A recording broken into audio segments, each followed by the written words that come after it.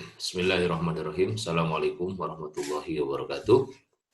Saudara sekalian, alhamdulillah kita berjumpa kembali dalam perkuliahan mata kuliah hukum penyelesaian sengketa keluarga. Topik pembahasan mata kuliah ini untuk hari ini adalah penyelesaian sengketa perkawinan melalui mediasi. Ya. Dan bahan-bahan topik dari mata kuliah kita hari ini itu sering diulas dalam beberapa kali pertemuan. Tapi tidak ada salahnya kalau kita juga lebih sistematis lagi untuk memerinci tentang bagaimana mediasi di dalam penyelesaian sengketa perkawinan, ya, perkawinan. Ya, di sini saudara kita silakan dilihat ya. Gambar yang sudah disampaikan. Nah, ini gambarnya suami istri lagi parasea. Ya. Jadi, ya dalam ikatan perkawinan kan, ini gambarnya seperti ini. Jadi ada konflik lah di antara mereka, dan mestinya konflik-konflik itu tidak berlarut. Tapi itu juga tergantung kesiapan mereka kan, kesiapan masing-masing pasangan untuk bisa nggak mengatasi konflik yang sedang mereka hadapi. Nah, itu yang kelihatannya sulit dilakukan oleh beberapa pasangan suami istri, sehingga mereka merasa kesulitan untuk bagaimana mempertahankan perkawinan ini. Baik, saudara sekalian, ini yang sering ya, yang sering terjadi di dalam perselisihan keluarga, khusus soal perkawinan. Pertama, perselisihan atau juga konfliknya itu, atau juga masalahnya itu adalah suami tidak memberi nafkah. Apakah nafkahnya tidak cukup atau juga tidak beri nafkah sama sekali. Ada kalanya ya kehidupan itu berubah. Dan ketika seseorang menghadapi perubahan hidup yang paling fundamental, yaitu hilangnya pekerjaan, maka pilihannya cukup berat. Ya, dia bertahan di dalam badai, ya, di dalam ketidakmampuan untuk memenuhi kebutuhan ekonomi, atau dia berpisah sebagai jalan keluar, atau mungkin bukan jalan keluar, bahkan lebih parah lagi. Ya. Nah, jadi perselisihan biasanya atau juga konflik perkawinan itu terjadi untuk soal dalam hubungan suami istri itu ketika terjadi kehilangan nafkah suami. Sama lah dengan perjanjian kan, dalam perjanjian hutang piutang, ya dalam perjanjian bisnis bisa putus kontrak itu kalau suami tidak memiliki pekerjaan atau hilang pekerjaannya karena tidak sanggup lagi memenuhi kebutuhan hidup. Nah, apakah selalu harus seperti itu? Tidak juga, karena banyak juga profil-profil keluarga yang bertahan di dalam ketiadaan ekonomi, ya, atau kurang ekonomi. Ya. Tapi inilah yang seringkali dihadapkan dalam proses mediasi. Ya, suami tidak punya nafkah atau beri nafkah dia nggak cukup. Dilematis ini yang sudah begini. Karena itu adalah pokok. Jadi untuk urusan yang sifatnya pokok dalam berkeluarga, kebutuhan primer, kebutuhan hajiyat yang utama, kebutuhan daruriyat maksudnya ya, kebutuhan daruriyah itu mesti ada kalau keluarga mau bertahan. Ya, ini hal yang mutlak oleh keluarga harus diperhatikan. Yang kedua, beda pandangan dan prinsip dalam perkawinan.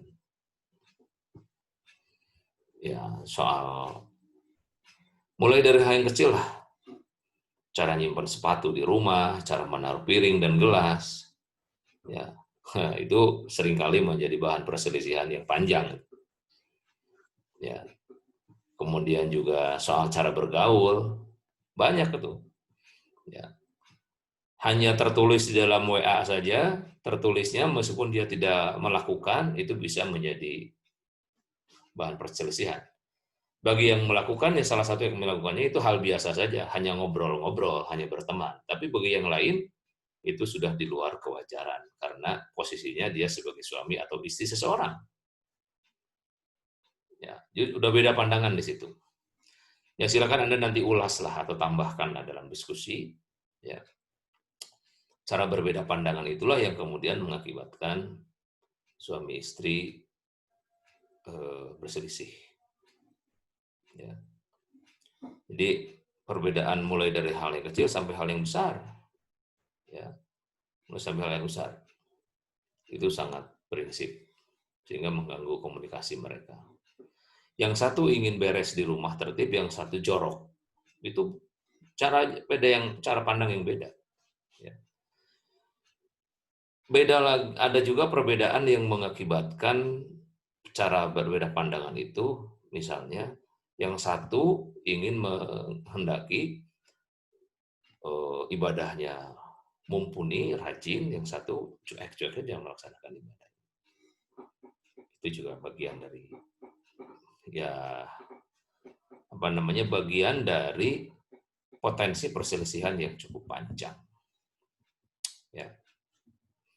Jadi bolong-bolong itu kalau bahtera rumah tangga itu seperti kapal laut, maka yang bolong-bolong begini harus ditutup.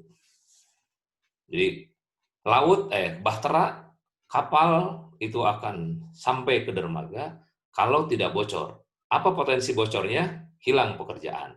Itu retak besar itu loh kapal itu. Bisa tenggelam. Yang kedua,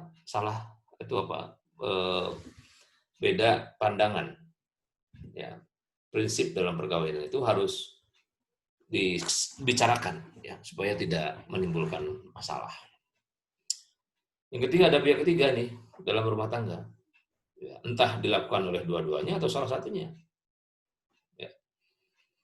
Yang satu membalas, yang satu karena kesal dengan keadaan, baik keadaan suami atau istrinya, akhirnya dia mencari pelampiasan dengan melakukan hubungan ya, dengan pihak ketiga. Oke, itu dampaknya. Yang keempat, tidak saling menghargai. Ya, mungkin tidak saling menghargainya dilakukan dengan perlakuan kata-kata yang kasar, ya, kata-katanya kasar, kemudian juga merendahkan perilakunya, itu juga potensi tidak saling menghargai. Ya. Saya sering mengatakan, kalau teko diisi air putih, maka keluar air putih.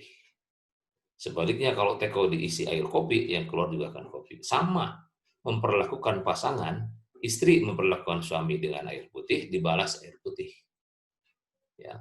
Suami yang memperlakukan istri dengan cara kopi, maka dibalas dengan kopi lagi.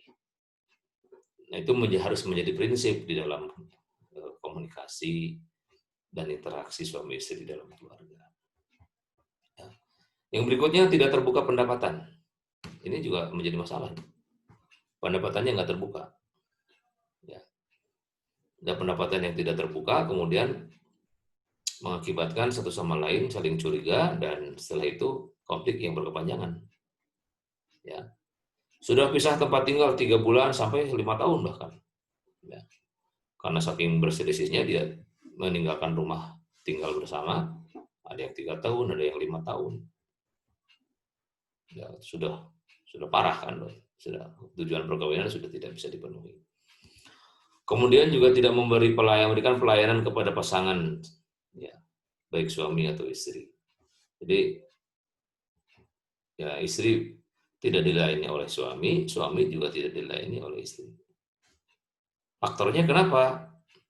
Ya, karena dalam rumah tangga ini adalah yang paling dasar itu adalah urusan perasaan ya. Maka rawatlah perasaan pasangan itu dengan sempurna. Kalau nggak bisa sempurna, dengan baik. Kalau tidak bisa dengan baik, kurangi kesalahan. Ya. Jangan sampai menimbulkan permasalahan. Ya. paling tidak jangan mengulang-ulang kesalahan. Ya. Jadi terkait dengan perasaan seperti itu, maka suami istri harus terkoneksi ya dengan baik ya, supaya tidak menimbulkan masalah. Kemudian juga masalah-masalah dalam keluarga itu yang menimbulkan konflik ya, dan hadir ke meja mediasi menjadi pemabuk. Mabuk wae tas suaminya teh udah beberapa kali ditegur, gitu lagi ya. Berulang-ulang istrinya mungkin guru ngaji, suaminya pemabuk, berat. Ya. Berzina, ya. Entah itu suami atau istri, ya. Kemudian juga intervensi orang tua, mendapat hukuman penjara, sakit. Ya, sakit yang mengganggu hubungan suami istri. Ini juga riskan menimbulkan perselisihan. Ada suami yang sudah 57 tahun usianya, terkena diabetes, ya. Istrinya baru umur 37 tahunan, berarti selisihnya hampir 20 tahun. Ya. Istrinya mengajukan ke pengadilan atau datang ke meja mediasi karena dia sudah tidak bisa dilayani oleh suami. Ya, sulit ya, bagaimana kebutuhan pokok tidak bisa dipenuhi, ya kita harus menyalahkan dan menyadarkan siapa? Secara fakta bahwa suaminya sudah tidak berdaya, baik secara psikologis, fisik atau biologis lah. Secara biologis sudah nggak mampu, nggak berdaya. Sementara istrinya butuh, ada hubungan intim di situ, maka terjadilah perselisihan dan mengajukan ke pengadilan. Ya, meskipun suaminya nggak mau karena dalam keadaan serba tertekan, ya, tapi kalau istrinya kalau istrinya mempersoalkan kan jadi persoalan baru. Nah ini gimana supaya tidak terjadi itu bocor kapalnya itu, bahtera rumah tangga itu. Baik, tahap mediasi yang pertama kalau mau dilakukan ini ada di Perma 1 2016 ya. Itu memperkenalkan diri sebagai biasa karena Anda ini sebagai juru konsentrasi mediasi ya mungkin sudah dikenalkan lah ya mata kuliah sebelumnya tentang mediasi ini kan. Mediasi. Ada kegiatan mediasi. Menjelaskan maksud dan tujuan mediasi, nah itu kepada para pihak, jelaskan kedudukan dan peran mediator itu apa, ya buatlah aturan mediasi ya bersama-sama, kemudian jelaskan bahwa mediator bisa juga melaksanakan kaukus pertemuan terpisah, ya beri kesempatan kepada pihak untuk menyampaikan permasalahan, bahkan juga usulan damai, ya. Menginventarisir persoalan dan mengagendakan pembahasan, ya, itu dibicarakan kapan, lalu difasilitasi dan mendorong para pihak, ya, ini kelewat untuk apa ini ya, menelusuri dan menggali kepentingan para pihak, kemudian mencari berbagai pilihan penyelesaian dari para pihak, bekerja sama mencapai penyelesaian, bahkan membantu para pihak membuat dan merumuskan kesepakatan perdamaian. Ya, itu yang penting untuk dilakukan oleh seorang mediator pada saat dia akan mulai mediasi. Oke, itu tentang teknik mediasinya tidak dibicarakan di sini lah ya, karena mata kuliah kita hukum penyelesaiannya seperti apa kalau mediasi, penyelesaian sengketanya seperti apa. Tadi sudah disebutkan jenis sengketanya kurang lebih berkisar di sekitar itulah sengketa-sengketa yang terjadi di antara dalam sengketa perkawinan. Ya. Nah sekarang kemungkinan yang terjadi dalam proses mediasi sengketa perkawinan itu pertama, salah satu pihak menyangkal apa yang dituduhkan dan dianggapnya mengada-ngada. Jadi dituduh misalnya ada pihak ketiga itu mengada-ngada lah. Itu sangkalannya biasanya begitu. Masih juga sebagai pemabuk juga disebut bisa mengada-ngada. Jadi membalikan fakta. Ya. Membalikan fakta. Ya, tentu saja yang paling mudah adalah saling berargumen dengan bukti kan.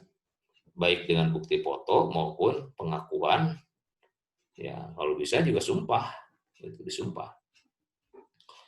Kemudian ada juga terjadi salah satu pihak kaget dengan keadaan, dengan adanya surat gugatan yang datang kepadanya, karena dia melihat selama ini baik-baik saja. Ya, baik-baik saja. Nah itu sering terjadi. Ya. Lalu yang keempat, salah satu pihak tidak sepakat mempertahankan perkawinannya karena sudah sedemikian sakit dan kecewa. Ya. Jadi perasaannya itu sudah kecewa sehingga dia ampun lah kalau mau diterusin. Ya, satu pihak begitu. Jadi sementara pihak yang lain nggak mau. Ya, ini nomor 3 ya, kelewat tuh. Salah satu pihak tidak mau bercerai dan pihak lainnya menghendaki perceraian. Ya. Nah, ini yang satu ingin bertahan, bahkan juga sering dituduhkan bahwa ini akibat dari pergaulan dengan teman-temannya, terutama keluarga-keluarga yang masih ya mungkin perkawinannya di bawah 5 tahun ya, dan tingkat pendidikannya juga, pekerjaannya juga memungkinkan dia berinteraksi dengan banyak orang. Nah, mudah-mudahan saya menduga dengan adanya pandemi ini karena bisnisnya secara online ya, itu tidak ketemu dengan orang, itu bisa meminimalisir lah. Meskipun juga belum tentu ya, tapi maksudnya meminimalisir karena dia berinteraksi dengan teknologi kan. Ya. Nah, kemungkinannya dua, apakah dia terganggu dengan pihak lain itu dengan teknologi atau dia nggak akan terganggu dengan kemungkinan itu. Itu bisa jadi begitu. Kemudian yang kelima, kedua belah pihak tidak sepakat mempertahankan perkawinan karena menyadari banyak madaratnya. Ada dua-duanya yang sudah udahlah karena dilanjutkan juga jadi masalah. Ya. Tapi mereka kelihatan baik sebetulnya. Dia bisa berkomunikasi, dia bisa berargumen, tapi dia sudah sampai titik pada kesadaran bahwa ini memang harus bubar perkawinannya. Oke? Kemudian salah satu pihak atau keduanya ragu tentang rencana perceraian. Ada yang seperti itu. Dia masih ragu-ragu apakah harus dilakukan atau tidak perceraian itu. Kemudian penyelesaian akhirnya seperti apa? Penyelesaian akhir sengketa perkawinan melalui mediasi ini, kalau kedua-duanya sepakat, berarti buat pernyataan kesepakatan damai yang ditandatangani kedua belah pihak. Ya. Misalnya yang diperkarakan atau yang dijadikan masalah itu adalah pihak ketiga. Lalu salah satu pihak mengakui dan tidak akan mengulangi, bahkan dia siap memberikan kompensasi. Nah, itu kan bagus. Akhirnya yang dibujuk mau tuh. Ya, yang dibujuk mau melakukan itu. Nah, itu satu. Jadi dia melakukan kesepakatan bersama, ya. Dan kesepakatan-kesepakatan ini biasanya realistis saja dilakukan oleh kedua belah pihak ya, selama saling menguntungkan tentu ya. Terutama kalau menyangkut harta bersama tuh, ya di situ ada keadilan, ya di mana hak-hak yang harus dia penuhi itu dia dapatkan ya, dia mau melakukan kesepakatan. Kemudian menyatakan salah satu pihak tidak sepakat mempertahankan perkawinan. Ini repot nih. Yang satu mau bertahan, yang satu lagi saya udah nggak sanggup. Nah di sini mediator nggak bisa lagi berperan banyak untuk menentukan banyak pilihan. Ya, menentukan banyak pilihan. Dia nggak sanggup lagi akan apa yang dilakukannya. Karena mediasi itu pada dasarnya suatu cara penyelesaian sengketa di mana para pihak punya etikat baik untuk menyelesaikan. Tapi ketika dia sudah tidak sepakat untuk menyelesaikannya atau untuk berkawinnya untuk bertahan, ini sulit untuk dipanjang-panjang mediasi. Lalu yang ketiga, ya itu tidak sepakat ya, kedua-duanya mempertahankan perkawinan. Yang terakhir adalah salah satu pihak tidak menandatangani pernyataan mediasi tidak berhasil. Ada kalanya karena salah satu pihak nggak mau untuk berpisah, akhirnya dia nggak mau menandatangani pernyataan bahwa mediasi tidak berhasil. Ya, tidak berhasil itu mungkin bagi bagi pihak yang ingin bercerai tidak berhasil. Tapi bagi pihak yang ingin tetap mempertahankan rumah tangga, ya dianggap berhasil karena dia ingin tetap mempertahankan rumah tangga itu. Nah, silakan ini kekuatan hukumnya kalau Anda mau kaji dalam kajian skripsi ya. Bagaimana kekuatan hukum kesepakatan damai? Ya, misalnya kesepakatan damai itu dibuat dalam harta bersama. Nanti dia dapat bagian ABC, yang lain dapat CDE misalnya, DEF. Ternyata di tengah perjalanan ABC nggak diperoleh atau sebagian diperoleh ya dari yang lain. Ya, itu gimana tuh kedudukan eh, apa namanya kesepakatan damai dalam mediasi itu, kekuatan hukumnya. Nah ini silakan dikaji ya, dikaji sehingga orang betul-betul yakin kalau mediasi itu adalah salah satu pilihan penyelesaian sengketa yang apabila dia sepakat melakukan pilihan itu ada konsekuensi hukum bagi yang melanggar. Nah, silakan aja. Itu belum ada yang meneliti itu ya. Kalau mau melakukan itu. Baik, saya kira itu ya penjelasan terkait dengan pembahasan kita tentang bagaimana penyelesaian sengketa perkawinan melalui mediasi ya. Selebihnya Bapak kira sudah diulaslah beberapa kali dalam pertemuan khusus yang menyangkut soal mediasi ini, khususnya dalam perselisihan dalam sengketa perkawinan ya. Baik, saudara sekalian, demikian pemaparan perkuliahan kita pada hari ini ya. Mudah-mudahan ada manfaatnya ya. Dan kita akhiri dengan assalamualaikum warahmatullahi wabarakatuh.